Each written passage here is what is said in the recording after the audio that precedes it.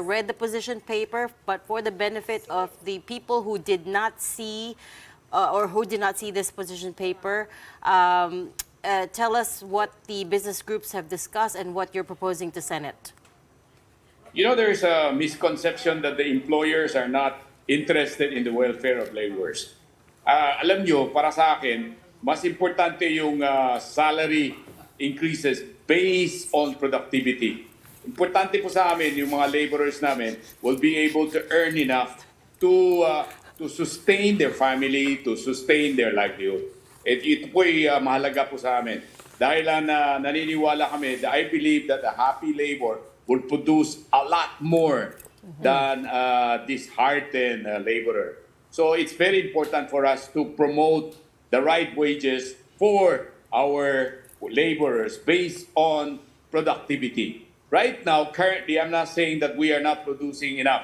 We are doing all right. And our main concern at this point in time is inflation is starting to level off. We're reaching a point where starting to go down to see inflation coming down.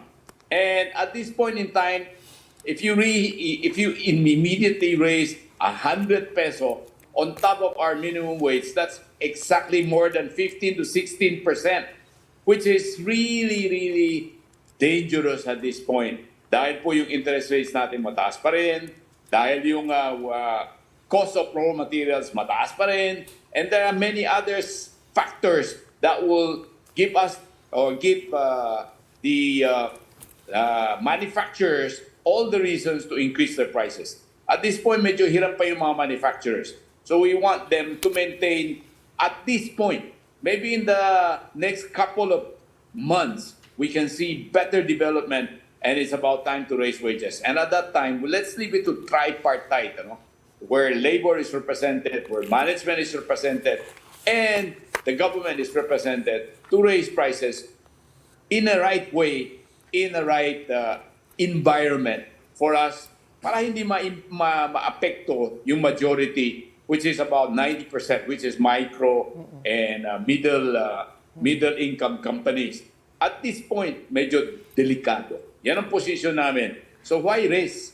Diba? We're after inflation. I think the whole world is in this process of reducing inflation. And we are right in the middle of this challenge. So sana, wag po ngayon. Okay, so linawin lang natin, no, Sir Sil, na tutol kayo dun sa fact na this is a legislated wage hike. Marami naman kasi, a lot of people are wondering kasi, ba't pa kailangan i-legislate yan? I think it's only happened once and over 20, maybe 30 years ago na.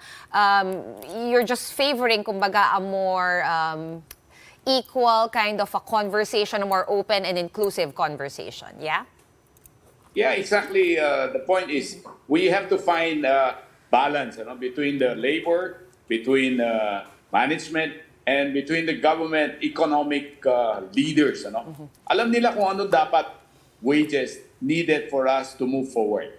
At this point in time, if we legislate without considering all these factors into the picture, baka biglang tumaas ang presyo, lalo mahirapan yung mga minimum wage workers natin dahil yung pagtaas ng presyo may be more than the increase that we will be giving them.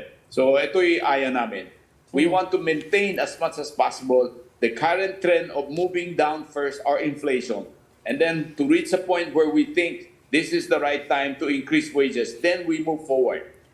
So kami, naniniwala kami, the labor is entitled to all the benefits that will be accrued to all of us as managers or as management or owners of companies. Naniniwala po kami dyan.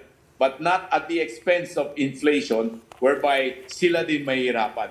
And predominantly, mga small and medium companies will be affected. Yung mga malalaki, walang problema yan. They have their own CBA, collective bargaining agreements, which is giving more. In our company, we're giving more than what is required by a minimum wage. So, kailangan natin yung at least consider at this point in time the environment, the inflation, the interest rates, the cost of raw materials. All this will have to be put in place before we decide on the legislated And the bill, I think, is seeking a legislation of 100 pesos across the board. Yes, yes. So, hindi lang yung minimum wage, pati yung mga mataas sa winning wage, kailangan may adjustment dahil may difference between the two. So, delikado at this point, I think, or we think, this may not be the right time.